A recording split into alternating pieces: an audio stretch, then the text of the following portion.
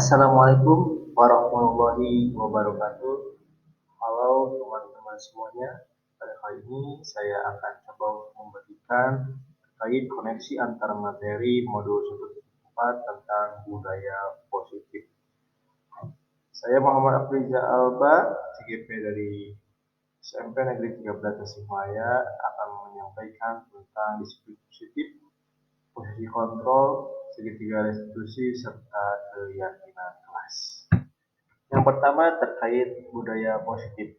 Budaya positif sebagai proses untuk menumbuhkan motivasi warga sekolah dengan kontrol diri serta penguatan karakter di sekolah. Hal ini akan menjadi unsur utama dalam memajukan pendidikan di Indonesia yang berbasis karakter. Dengan budaya positif dapat ditemukan melalui pendekatan disiplin positif. Pendekatan disiplin positif itu metode kedisiplinan yang tidak hanya mengoreksi perilaku buruk peserta didik, namun juga menumbuhkan kesadaran diri peserta didik agar termotivasi secara internal tentang perubahan dirinya. Menumbuhkan budaya positif melalui disiplin positif, yang mana disiplin positif merupakan unsur utama dalam terwujudnya budaya positif di sekolah. Dengan disiplin positif, pendekatan mendidik anak untuk melakukan kontrol diri dan pembentukan kepercayaan dirinya.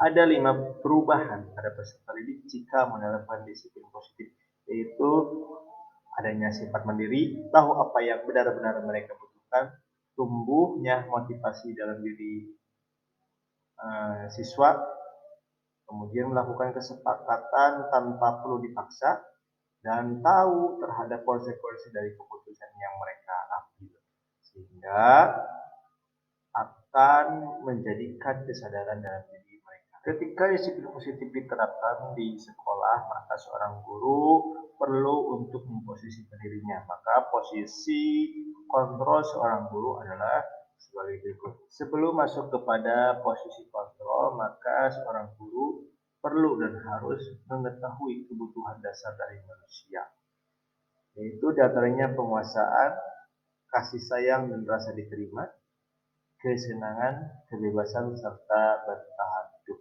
Setelah guru memahami terhadap dasar kebutuhan manusia, maka bisa menentukan posisi kontrol dirinya. Maka ada 5 posisi kontrol yang dapat digunakan sebagai seorang guru. Ada yang sebagai penghukum, membuat merasa bersalah, sebagai teman, sebagai pemantau, serta sebagai manajer.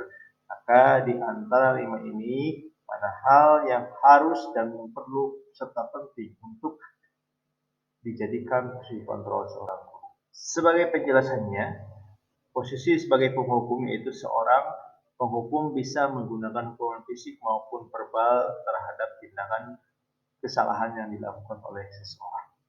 Yang kedua, posisi membuat orang merasa bersalah, di mana posisi ini biasanya guru akan bersuara lebih lembut sehingga akan menjadikan efek rasa bersalah dari siswa yang melakukan kegiatan yang bertentangan dengan aturan. Posisi sebagai teman, guru pada posisi ini tidak akan menyakiti murid, namun akan tetap berupaya mengontrol murid melalui persuasi.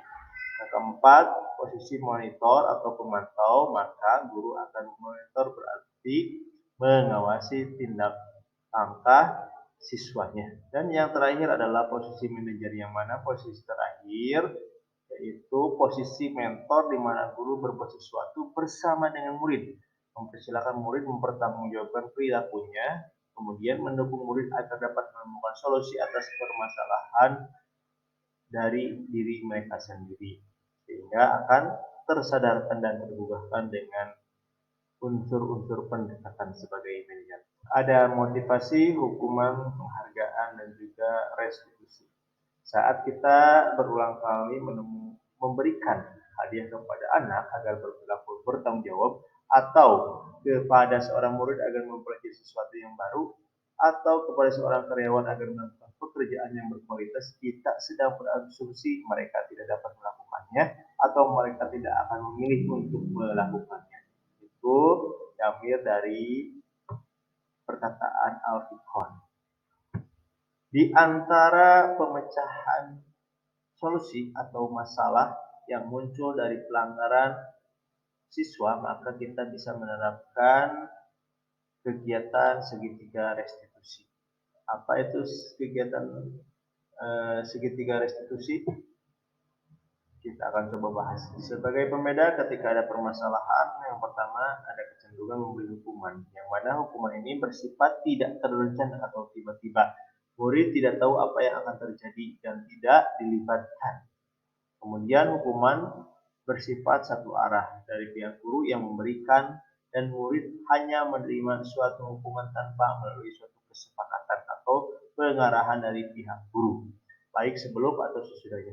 Hukuman yang diberikan bisa berupa fisik maupun psikis, berupa perbuatan ataupun verbal ataupun kata-kata. Maka ini kurang tepat jika melihat efek dari hasil hukuman itu tersendiri. Yang kedua, penyelesaian masalah melalui konsekuensi, yang mana konsekuensi merupakan disiplin yang sudah terencana atau sudah disepakati, sudah dibahas dan disetujui oleh murid serta guru. Umumnya bentuk konsekuensi diberikan oleh pihak guru atau sekolah dan murid sesudah mengetahui sebelumnya konsekuensi yang akan diterima bila ada pelanggaran. Misalnya, jika murid tidak mengerjakan tugas sampai batas waktu yang ditentukan dikarenakan hal yang tidak perlu, maka dia kehilangan waktu bermainnya dan harus menyelesaikan tugas yang tertinggal. Nah, untuk yang ketiga adalah proses restitusi, yaitu proses menciptakan kondisi bagi murid untuk memperbaiki kesalahan mereka sehingga mereka bisa kembali pada kelompok mereka dengan karakter yang lebih kuat. Pendapat dari Person. Kemudian restitusi juga merupakan proses kolaboratif yang mengajarkan murid untuk mencari solusi terhadap masalah mereka serta membantu murid berpikir tentang orang seperti apa yang mereka inginkan dan bagaimana mereka harus memperlakukan orang lain. Itu pendapat dari Kelsen Gosen. Nah, dari 3 pembahasan tindakan, maka tindakan apa yang sebaiknya dilakukan oleh guru ketika ada murid yang melakukan pelanggaran? Tujuan penindakan tersebut adalah dalam upaya untuk menerapkan disiplin positif. Di antaranya yaitu adalah dengan segitiga restitusi. Segitiga restitusi itu adalah proses menciptakan kondisi bagi murid untuk memperbaiki kesalahan mereka sehingga mereka bisa kembali pada kelompok mereka dengan karakter yang lebih kuat. Memojokkan mereka dengan kesalahan yang sudah dilakukan sehingga harga diri mereka tetap terjaga, bahkan bisa lebih menunjukkan karakter yang lebih baik dengan kesadaran sendiri. Penyelesaian melalui segitiga restitusi ada 3 komponen. Yang pertama adalah menstabilkan identitas, yang kedua memvalidasi tindakan yang salah, kemudian yang ketiga menanyakan keyakinan yang telah disepakati. Menstabilkan identitas yaitu berdasarkan prinsip membuat yang mana kesalahan adalah bagian dari proses pembelajaran, sehingga menggeserkan identitas gagal ke identitas sukses, artinya memberikan dorongan kepada siswa terhadap apa yang dilakukannya untuk tetap optimis dapat merubahnya. Yang selanjutnya, validasi tindakan yang salah, artinya berdasarkan prinsip setiap perilaku berupaya untuk memenuhi kebutuhan hidupnya, sehingga guru akan bergeser dari suatu pemikiran stimulus respon menjadi proaktif dan dapat mengenali serta mengetahui kebutuhan murid akan memperbaiki hubungannya dengan orang lain. Dan yang ketiga adalah menanyakan keyakinan.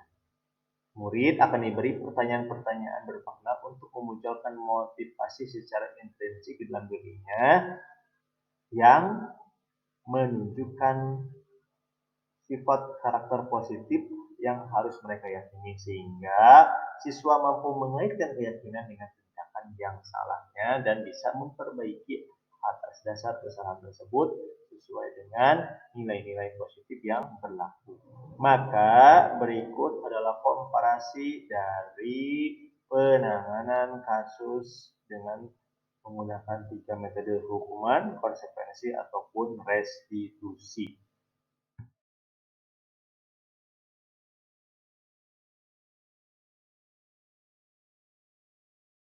Maka segitiga restitusi ini merupakan strategi dalam disiplin positif untuk memperbaiki diri agar terwujud disiplin diri, yakni mendorong siswa meyakini nilai-nilai kebajikan di dalam dirinya dengan memunculkan motivasi intrinsik atau internal siswa sebagai dasar dalam perubahan perilakunya.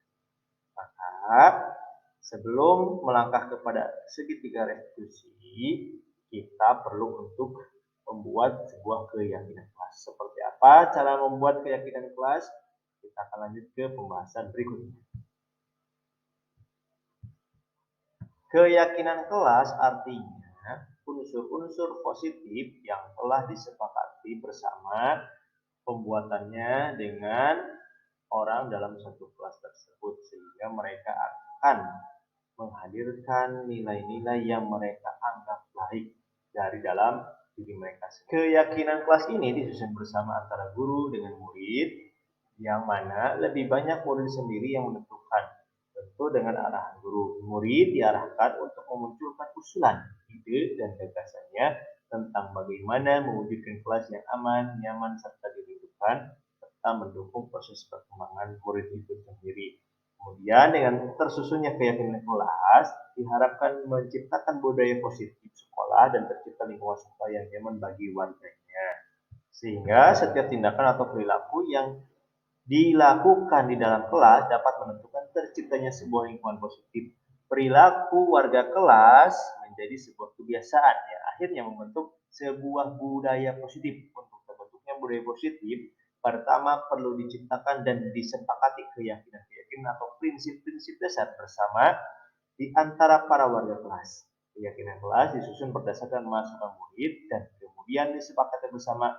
Maka dari itu diharapkan murid lebih bisa menghargai komitmen yang telah dibuat mereka secara bersama-sama. Ketika ingin membangun sebuah budaya positif, maka diperlukan keyakinan kelas yang dapat diterapkan di lingkungan kelas tersendiri, sehingga dengan budaya keyakinan kelas tersebut akan memunculkan budaya positif yang mana nilai-nilai, keyakinan, kebiasaan yang berpihak kepada murid sehingga murid menjadi pribadi yang lebih baik berdasarkan motivasi intrinsiknya. Praktik keyakinan kelas yang pertama mengalih peraturan yang disepakati, kemudian mengubah peraturan dengan kalimat positif, lalu menyaring peraturan-peraturan menjadi nilai kebajikan atau keyakinan. Yang keempat, mendalami keyakinan yang tampak dan tidak tampak.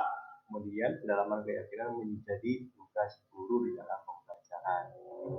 Contohnya, dari keyakinan kelas, siswa bisa menyampaikan apa saja yang hubungannya dengan tanggung jawab, menghargai dan menghormati orang lain, kemudian bersikap sopan. Itu nilai keyakinannya. Kemudian dipisahkan antara kegiatan-kegiatan yang sudah disampaikan menjadi tampak seperti atau tidak tampak seperti sebagai perbandingan hal yang baik dan hal yang tidak baik yang bisa mencerminkan terhadap keyakinan kelas itu sendiri. Tabel Y dan tabel T. Maka setiap anggota kelas melakukan tugasnya terdengar, terlihat, serta berperilaku. Maka dengan ini satu sama lain akan berkolaborasi untuk memperbaiki tindakannya. Demikian yang saya dapat sampaikan dalam kegiatan koneksi antar materi pada modul seru 4 ini. Mohon maaf apabila ada kekurangan. Kelebihannya dari Tuhan Yang Maha Kuasa. Semoga bermanfaat. Sampai jumpa lagi di pertemuan berikutnya. Wassalamualaikum warahmatullahi wabarakatuh.